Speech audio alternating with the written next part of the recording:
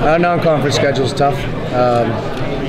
If you look at just the selection process of last year, you sort of look at our teams that didn't make the tournament, what was the thing, and you got to have a strong non-conference schedule, and you got to understand sort of this tiering system on where you want to be. And for us, we got, at Duke, at Arkansas, Butler and Indy. You bring in Louisville at home. If I'm missing any of them, those are all high-level games. But our other games are really tricky too. UC Davis is really good. UT Arlington's been very good. And you hope that the numbers at the end of the season of those opponents are sort of a trick. They played a really competitive schedule. So it's going to be hard. It'll be a really, really competitive non-conference game. But I think that helps us as we get into the league. What's up with Arkansas? What made them a good fit for you as home and home? Home and home. If you can get a really good opponent to come Simon Scott, for our fans, that's obviously primo option number one. To do that, you got to go on the road, and going on the road right now is important in non-conference. Some teams aren't playing as many, but if you can get a true road game with a really good SEC team that Arkansas is, it doesn't hurt you. You still see the Arizona, UCLA, something from out west developing? I don't see that happening as much now that 20 games popped into the picture. That took two opportunities for us to schedule games of home and away nature out of the complexion, and you're hoping with 20 Big Ten games, 2 more Big Ten games, 1 at home, 1 away, pretty much answers the bell on that. So where we're at right now, we're just trying to deal with the current contracts that sort of we have in fold and honor those. Gavitt responsibilities, Big Ten responsibilities, Crossroads responsibilities, and then if you can mix in a home and away series that helps us at home with our fans and whatnot, that's the goal. But there are very few wiggle room to just keep sliding them in. That's sort of out the window here.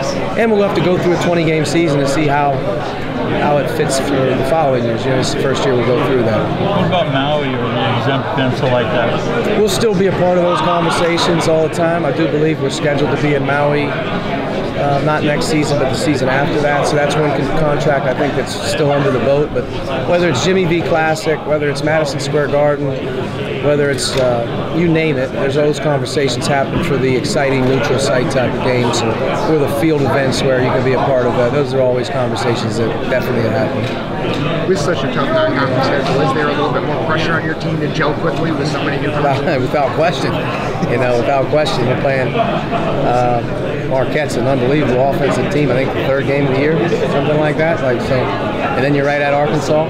So we're going to be tested very, very early, and that's a good thing. I mean, your antennas are up, your opponent is good. You got to respect level. You got to be ready, and that's why I always say, man, you got to gel, but your older guys got to be there for you right now. They got to early in the season, got to be good. They got to be consistent, and as these other guys learn the game and learn their role, and they get their opportunities to get in there and make some mistakes, hopefully our depth will improve, and that helps us later on in the season when you're in Big Ten play. Has that been a standard philosophy of you in times when you've had young teams in the past? Have you wanted to challenge them early and Yeah, I think most of our teams that that we've tried to develop has always been to put them in situations where they're playing in the best. And when you're playing in games, and that's the best.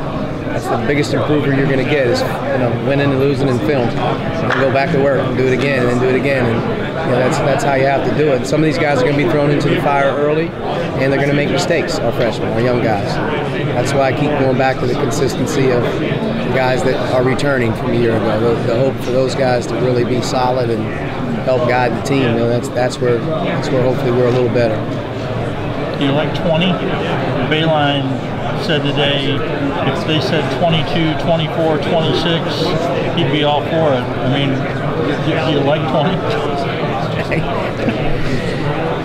I mean, the Big Ten going to 20 and having more Big Ten games is great for our league. It's the great exposure of our league. And last year, I don't necessarily know if that's the norm in this league, where you're not getting 7, 8, 9, 10 teams in that conversation for the tournament. So if you're playing more Big Ten teams, you're playing more real games. And if you're playing more real games, and our league's out there on the forefront of doing things differently than everyone else right now, it's a good thing. I think 20's going to challenge you.